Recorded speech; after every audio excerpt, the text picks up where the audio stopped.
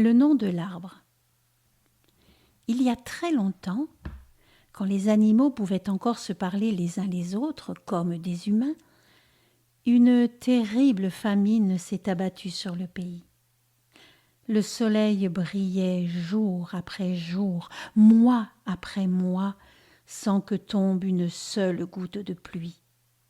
Les herbes étaient devenues jaunes et sèches, et les animaux n'avaient plus rien à manger. Au milieu de la plaine, il y avait un arbre. Et sur cet arbre poussaient des fruits merveilleux.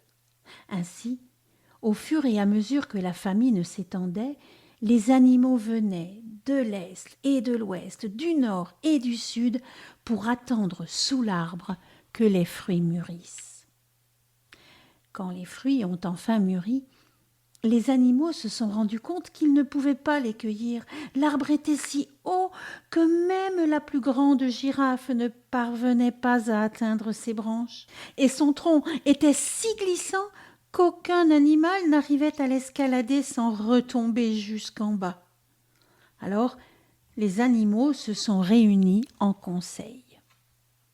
Le zèbre a pris la parole. Ma grand-mère m'a parlé de cet arbre. Elle m'a raconté que pour récolter ses fruits, il fallait dire son nom. Alors, les fruits tomberaient tout seuls. Les animaux se sont questionnés entre eux. « Te souviens-tu du nom de l'arbre ? Et toi, t'en souviens-tu ? Et toi ? Et toi ?» Personne ne se le rappelait. Ils ont décidé d'envoyer le lièvre tout en haut de la montagne où vivait le chef, car le chef se souviendrait certainement du nom de l'arbre. Le lièvre étant très rapide, reviendrait vite. Le lièvre s'en est allé à la course. Bientôt il est parvenu en haut de la montagne. Il a vu le chef, qui avait une longue barbe blanche, assis devant le feu en train de se réchauffer les mains. Le vent soufflait fort. Le lièvre a demandé « S'il vous plaît, quel est le nom de l'arbre ? Les animaux ont faim. » Le chef a répondu « Le nom de l'arbre est Ouwangalema. » Le lièvre est reparti à toute vitesse, mais il courait si vite qu'il ne regardait pas où il allait. Il a trébuché sur une racine au milieu du sentier, il a roulé jusqu'en bas de la montagne en se cognant la tête. Quand il s'est relevé, il avait oublié le nom de l'arbre. Tout le long du chemin du retour, il a marmonné « C'est Awungabobo. Non, c'est Amangalema. » Oh. Revenu au pied de l'arbre, il a dû avouer qu'il avait oublié le nom. Les animaux avaient de plus en plus faim. Ils ont décidé d'envoyer la gazelle. Elle était rapide, mais elle avait le pied sûr. Elle ne trébucherait pas sur une racine. La gazelle a bondi jusqu'au sommet de la montagne dans le temps de le dire. Le chef à la longue barbe blanche était assis devant le feu. « S'il vous plaît, quel est le nom de l'arbre ? » Le nom de l'arbre est Ouwangalema. La gazelle est repartie en courant. Elle n'a pas trébuché sur la racine, mais elle n'a pas vu une branche qui pendait bien bas sur le chemin. Ses cornes se sont prises dans le rameau. Elle a secoué la tête en avant, en arrière, en avant, en arrière, et finalement, frouche, elle a réussi à libérer ses cornes. Mais elle avait secoué la tête si fort qu'elle en avait oublié le nom de l'arbre. Tout le long du chemin du retour, elle a marmonné. « C'est Oulangapapa. Non. Ouangamama. Non. Oulengebébé. » Revenue au pied de l'arbre, elle a dû avouer qu'elle aussi avait oublié le nom de l'arbre. Les fruits étaient de plus en plus mûrs et les animaux de plus en plus affamés. Alors, Le lion s'est avancé. J'irai. Je n'oublierai pas le nom de l'arbre, moi. Le lion est arrivé en haut de la montagne très rapidement. Et là, il a vu le chef avec sa longue barbe blanche qui se réchauffait les mains au-dessus du feu. Le lion a rugi. « Quel est le nom de l'arbre ? Les animaux ont faim. » Le nom de l'arbre est Uwongalema. Le lion a redescendu la montagne en courant.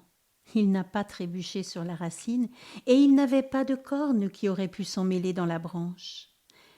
Mais quand il est parvenu à mi-chemin, il a vu un peu d'ombre derrière un buisson. Le lion avait très chaud et il était très fatigué.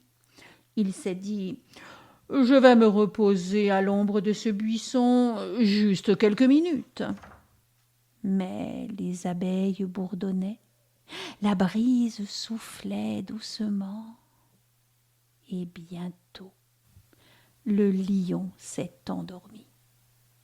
Quand il s'est réveillé, il a constaté avec horreur que le soleil était bas à l'horizon et que les ombres étaient longues. Il avait dormi tout l'après-midi. Il a bondi hors de l'ombre et il a recommencé à courir de toutes ses forces. Pendant qu'il courait, il bredouillait « Oh, qu'est-ce que c'était ? Mais qu'est-ce que c'était ?» Vous l'aviez deviné, il avait oublié le nom de l'arbre. Revenu au pied de l'arbre, il avait trop honte pour avouer qu'il avait oublié le nom. Alors il en a inventé un. « Le nom de l'arbre est Talangai Malabobo Malabo. » Mais les fruits ne sont pas tombés. Les autres animaux ont murmuré « Tu es comme les autres, tu as oublié toi aussi le nom de l'arbre. Maintenant, il ne nous reste plus qu'à mourir. » Ils se sont tous couchés sous l'arbre, résignés à périr. C'est alors qu'une petite voix s'est fait entendre. « Moi, est-ce que je peux essayer ?» Savez-vous qui parlait ? La tortue. Les animaux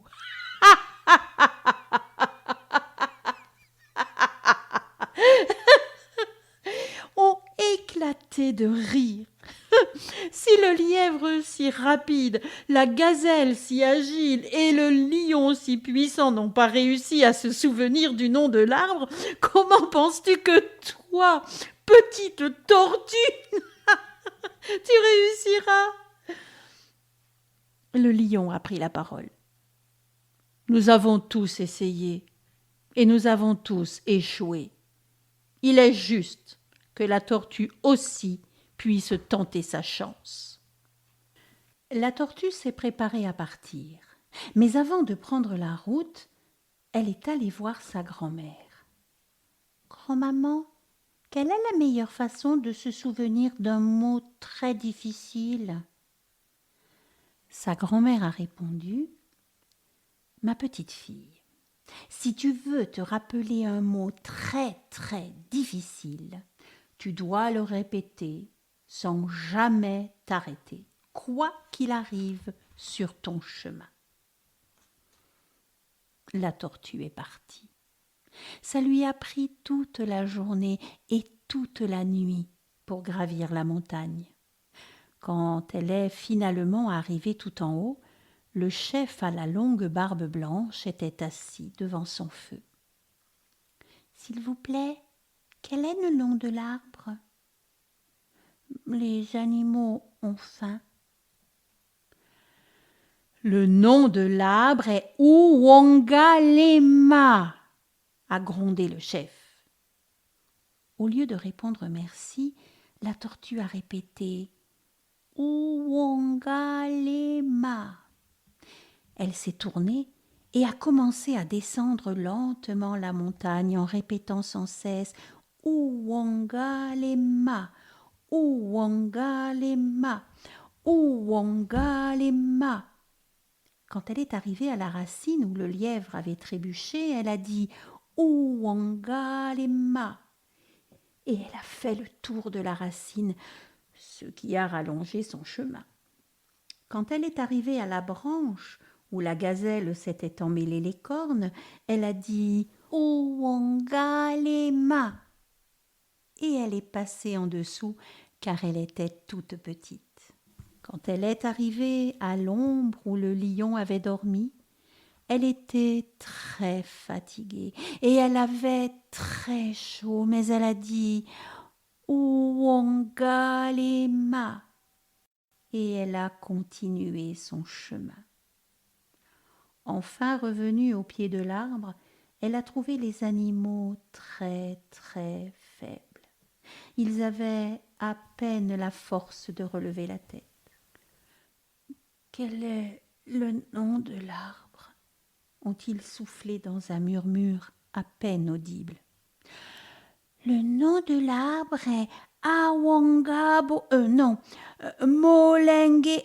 Non. La tortue a pris une grande inspiration et elle a dit « Le nom de l'arbre est Ouangalema ». Aussitôt, les branches se sont abaissées jusqu'au sol.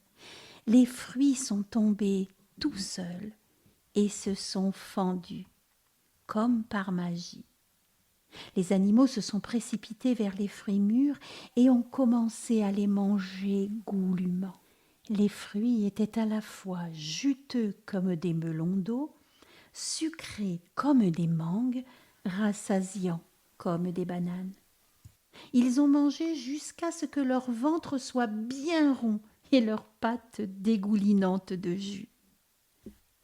Quand ils ont finalement été rassasiés, les animaux ont soulevé la petite tortue dans les airs et ils l'ont portée autour de l'arbre en dansant et en chantant, et ils ont proclamé « Nous ferons de la tortue la reine de tous les animaux, car même si elle est petite, même si elle est lente, c'est elle qui s'est souvenue du nom de l'arbre. » Et toi, t'en souviens-tu?